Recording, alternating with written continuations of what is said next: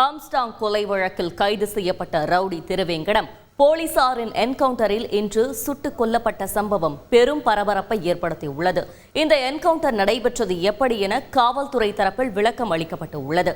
செய்தியாளர்கள் சாலமன், சமயமணிவண்ணன் வழங்கிய தகவல்களை இந்த தொகுப்பில் பார்க்கலாம். பகுஜன் சமாஜ் கட்சியின் மாநில தலைவராக இருந்த ஆம்ஸ்டாங் படுகொலை வழக்கில் பிரபல கூலிப்படை கும்பல் தலைவன் ஆற்காடு சுரேஷின் தம்பி பொன்னை பாலு, ரவுடி திருவேங்கடம் உள்ளிட்ட 11 பேர் கைது செய்யப்பட்டு பூந்தமல்லி சிறையில் அடைக்கப்பட்டனர். இந்த நிலையில் போலீசிடமிருந்து ரவுடி திருவேங்கடம் இன்று அதிகாலை தப்பி செல்ல முயன்றதாக கூறப்படுகிறது. தொடர்ந்து தாக்க முற்பட்ட போது தனிப்படை காவல் ஆய்வாளர் முகமது புகாரி தலைமையிலான போலீசார் திருவேங்கடத்தை சுட்டுக் கொன்றுள்ளனர்.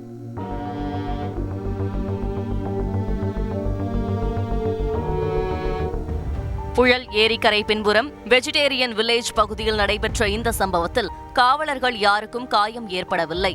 என்கவுண்டர் செய்யப்பட்ட திருவேங்கடத்தின் உடல் சென்னை அரசு ஸ்டான்லி மருத்துவமனையில் பிரேத பரிசோதனை செய்யப்பட்டது.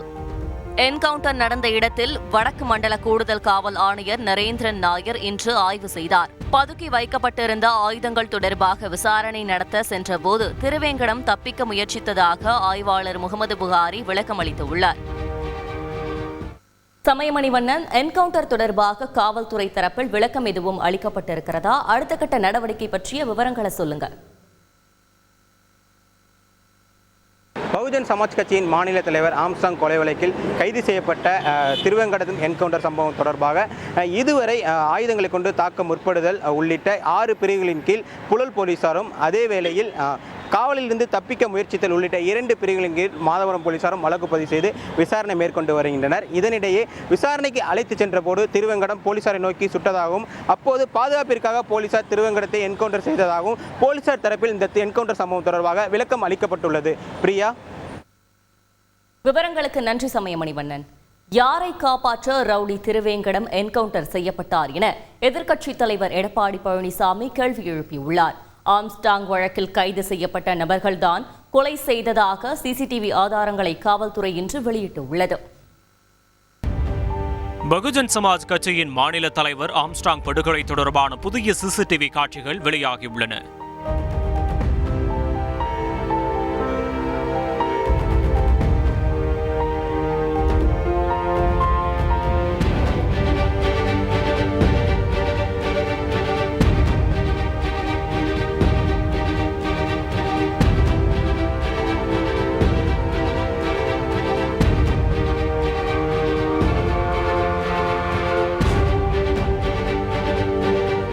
இதனை வைத்து சம்பவம் நடந்த நாளன்று வந்தவர்களின் புகைப்படங்கள் ரவுடி திருவேங்கடம் உள்ளிட்ட குற்றவாளிகளின் புகைப்படங்களோடு ஒப்பீடு செய்யப்பட்டுள்ளது.